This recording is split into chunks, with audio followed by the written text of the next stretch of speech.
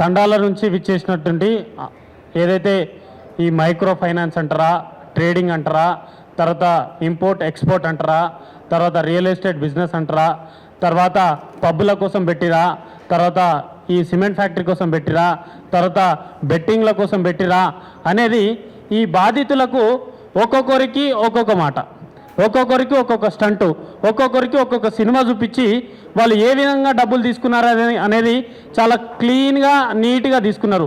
ఇప్పుడు దాకా బాధితులు అందరూ మాట్లాడారు, చాలా మీడియా ఇక్కడికి వచ్చి సపోర్ట్ చేశారు, వాళ్ళ మాటలు కూడా రికార్డ్ చేశాయి. ఇందాకనే నిన్న ఏదైతే ముఖ్య అనుచరుడు, ఏదైతే క్యాషియరు, డ్రైవరు, మధుతో అత్యంత సన్నిహితమైనటువంటి వ్యక్తి రమేష్ చెప్పిండు. ఏం చెప్తున్నాడు?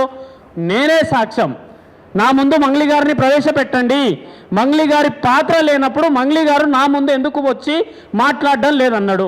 మరి మంగ్లీ గారు దీనికన్నా రావాలి కదా, నీకు చాలా గొప్ప పేరుంది తల్లి, నువ్వు కడిగిన ముత్యంలా రావాలని చెప్పేసి మా సంపత్ నాయక్ గారు కూడా, మా నాయకుడు కూడా అదే మాట అంటున్నాడు, నేను కూడా అదే మాట అంటున్నా, మా సిస్టర్ మా ప్రత్యూష రాథోడ్ కూడా అదే అంటున్నావు. కానీ నువ్వేమంటున్నావు?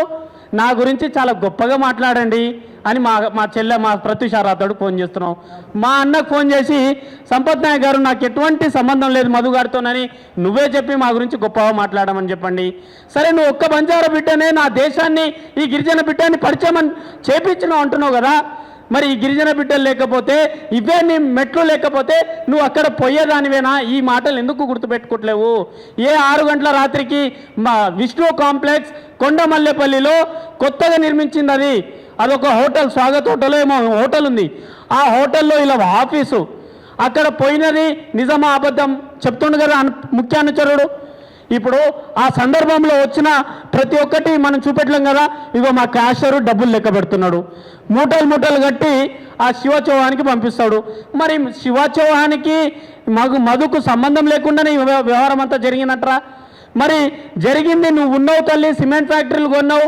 అక్కడ కర్ణాటక నుంచి మాజీ మంత్రి మనోడు ఫోన్ చేసి స్వయంగా ఫోన్ చేసి, ఎందుకంటే మేము రాష్ట్రాలలో ఢిల్లీలలో ప్రోగ్రాంలు చేస్తాం, మాకు కొన్ని పరిచయాలు ఉన్నాయి, ఆ విధంగా నాకు ఫోన్ చేసి, అరే వీళ్ళు డిఫెండర్లు కార్లు తీసుకొని, ఫార్చునర్ కార్లు తీసుకొని, గన్మెన్లను వేసుకొని నా పక్కనే 30 కోట్లు పెట్టి ఒక 6 ఎకరాల భూమి కొంటే నేను కూడా గుడ్డిగా నమ్మి, నేను కూడా ఒక రాజకీయ నాయకుడిని, నన్ను మోసం చేస్తారా అనే ప్రలోభాలు పడ్డా, నేను కూడా ఆశపడ్డా, వీళ్ళు దాంట్లో షేర్ ఇస్తా అని చెప్పారు.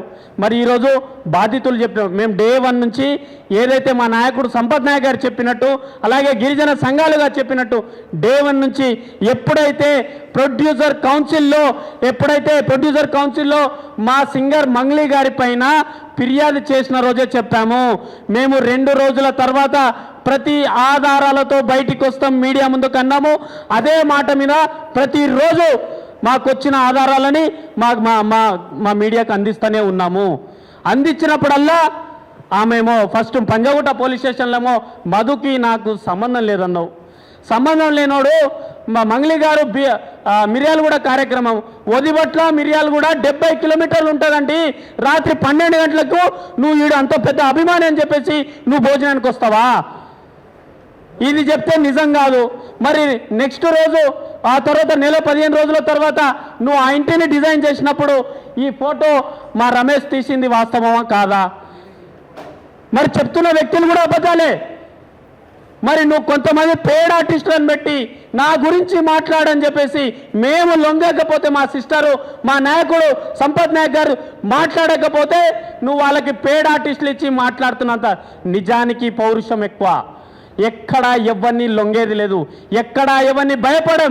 పోతే ప్రాణాలు ఏమి కాదండి, వచ్చేటప్పుడు ఏం తీసుకురాలే, పోయేటప్పుడు కూడా ఏం తీసుకురా పోము. చాలా క్లారిటీగా ఉన్నాము. ఈ పేద ప్రజల ఈరోజు నిజంగా 2 చేతులు జోడించి నేను మీడియాకు దండం పెడుతున్నా, నిజంగా మా జర్నలిస్టుల కాళ్ళు మొక్కుతున్నా నేను. ఎందుకంటే మీ ద్వారానే ఈ బాధితులు వచ్చిరు, లేకపోతే బాధితులు రారన్నా.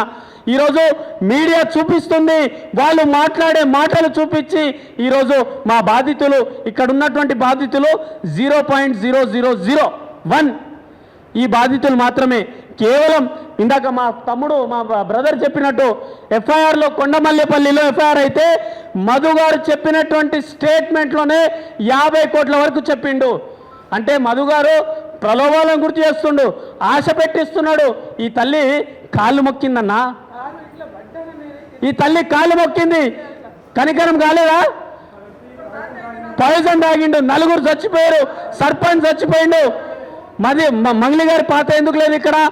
మంగ్లీ గారి పాత్ర బరాబర్ ఉంది. నిన్న ఏమన్నది? నిన్న స్టేట్మెంట్ పెట్టింది టీవీ 9లలో, నేను చూస్తున్నా. ఏదో దీంట్లో మైక్రో ఫైనాన్స్ పేరిట బాధితులు అన్యాయం అయిపోయారు. మరి ఇది ఎట్లా తెలిసింది నీకు? మైక్రో ఫైనాన్స్ పేరిట బాధితులు అన్యాయమైన అన్నారు కదా, మరి ఇది ఎట్లా తెలిసింది మంగ్లీ గారు నీకు? ఎందుకు? రమేష్ బయటికి వచ్చిండు, నిజాలు చెప్పిండు కాబట్టి నువ్వు బయటికి వచ్చినావు కాదా? మా సంపత్ నాయక్ గారు మేము ప్రశ్నిస్తున్నాం. ప్రతి ఆధారాలు, మాజీ మంత్రి మనోడు దగ్గర డబ్బులు తీసుకుంది వాస్తవం, వాళ్ళ తమ్ముడు పోయింది వాస్తవము. ఏం అవసరం వచ్చిందన్నా? అక్కడికి వెళ్ళి మాజీ మంత్రి కర్ణాటక రాష్ట్రం నుంచి చెప్పడానికి మాకేమవసరం చెప్పు? మాకేమైనా అవసరం? ఆరోపణలు మాకు చాలా పనులు ఉన్నాయి, ప్రజల కోసం ఇంకా చాలా పనులు చేయాలి. మేము ఇంకా సమస్యల గురించి మాట్లాడాలి. డీలిమిటేషన్ వస్తుంది, మేము అన్యాయం అయిపోతున్నాం, దీని గురించి మాకు చాలా ఉన్నాయి. కానీ ఇక్కడ నల్గొండ జిల్లాలో ప్రతి ప్రజాప్రతినిధికి నేను ఈరోజు నిన్న ఒక మీడియాను చూస్తున్నా, వదిబట్ల గ్రామంలో స్వయంగా మీడియా పోయి ప్రెస్ మీట్ పెట్టి అక్కడ ఉన్నటువంటి బాధితులు హ్యాండ్స్ అప్ చెప్తున్నాను, వాళ్ళకి సెల్యూట్ చెప్తున్నా. మమ్మల్ని నమ్ముతలేరు కదా, మా పైన అటు ఇటు అని చెప్పేసి ఏదో మాటలు మాట్లాడుతున్నారు కదా. ఇగో ఈ ఎంటుకతో సమానం చెప్తున్నాం కదా, ఎక్కడ ఏమి చేయలేరు మీకు. వాళ్ళు కూడా మాట్లాడుతున్నారు. ఇందాక అన్న అడుగుతున్నాడు నాకు, వాళ్ళకి కొంత ప్రెజర్ ఉందన్న, మీరు కూడా దయచేసి అర్థం చేసుకోవాలి. వాళ్ళకి కొంత ప్రెజర్ ఉంది, మాట్లాడాల్సిన అవసరం ఉంది. వాళ్ళకు టార్గెట్ ఇచ్చిరు, మాట్లాడుతున్నారు. వాళ్ళకు కూడా మేము ధన్యవాదాలు చెప్తున్నాం. ఎందుకంటే వాళ్ళు కూడా అప్పుడప్పుడు మీడియాలలో మంగ్లీ గారి తప్పుంటే శిక్షించండి అంటున్నారు. చాలు ఈ గొప్ప మాట. బాధితులకు న్యాయం చేయమంటున్నాము. చాలు ఈ మాటలు. మేము ఇక్కడ ముగ్గురో నలుగురము కాదు, వేలాది మంది బాధితులు వస్తారు. ఇందాక ఒక అన్న సిఐడిలో ఎందుకు కంప్లైంట్ చేశారు కదా అని అంటున్నారు. సిఐడిలో కంప్లైంట్ చేస్తే 100 సార్లు పోతే ఇప్పటి వరకు న్యాయం జరగకపోతే ఏం చేయమంటారు అన్న? ఈ పేద బాధితులకు చనిపోతున్నారు కదా. ఈ ఫోటోలలో మేము ప్రతిరోజు ఒక ఫోటో తీసుకొస్తున్నాం, ఏమీ ఆధారం లేకుండా ఈ ఫోటోలు ఎందుకు తీసుకొచ్చాం? దీంట్లో ఆమీర్ పటేల్ ఉన్నారు. ఇందాక మా నాయకుడు వీరి చరిత్ర తీస్తే షాక్ అవుతారు. ఉన్న కేంద్ర మంత్రులతో అందరితో దిగిండు, ఉన్న ముఖ్యమంత్రులతో దిగిండు. అలాగే అభిషేక్కి, శివ చౌహాన్కి ఈ ఫోటోను ఒక్కటి ముందర పెట్టుకొని దీని మీద క్లియర్ ఇన్వెస్టిగేషన్ చేస్తే వాళ్ళంతా బయట పెడతారు, బండారం అంతా బయటపడుతుంది. అలాగే నేను ఇంకోటి, ఇగో ఇలా బ్యాంకాక్లు అవి ఇవి చాలా ఉన్నాయన్న. దయచేసి ఇప్పటికైనా మంగ్లీ గారు దీంట్లో కీలక పాత్ర. ఇప్పటి వరకు ఆరోపణలు అంటున్నాం, ఇప్పటి నుంచి అలా ఉండదు. ఇంకా స్టోరీలు ఎక్కువ వస్తాయి, ఇంకా సాక్ష్యాలు ఇంకా ముందు పెడతాం. ఇంకా పేద ప్రజల నుంచి మా మీడియా సపోర్ట్ ద్వారా పేద ప్రజలు మమ్మల్ని అప్రోచ్ అవుతున్నాం. ఆ సాక్ష్యాలే స్వయంగా ఎక్కడ కూడా మేము ఆపకుండా వచ్చినట్టు వెంటనే టైం లేకుండా 10 నిమిషాల ముందు మీడియాకి మేము సమాచారం ఇస్తున్నాం. అన్న ప్రెస్ మీట్ అంటే మాకు ఆదుకుంటుంది మీడియా. కాబట్టి ఈరోజు మీడియానే ఈ ప్రజలకు న్యాయం చేస్తుందని నేను ఆశిస్తున్నా. ధన్యవాదాలు. ఇప్పుడు